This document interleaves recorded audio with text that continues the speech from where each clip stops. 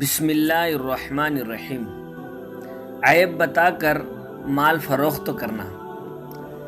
سیدنا ابو ہریرہ رضی اللہ تعالیٰ عنہ سے روایت ہے کہ رسول کریم صلی اللہ علیہ وسلم اناج کے ایک ڈھیرے کے پاس سے گزرے۔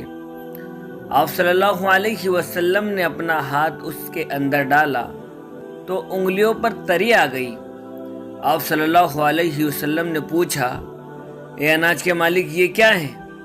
اس نے کہا، یا رسول اللہ صلی اللہ علیہ وسلم، یہ بارش سے بھیگ گیا۔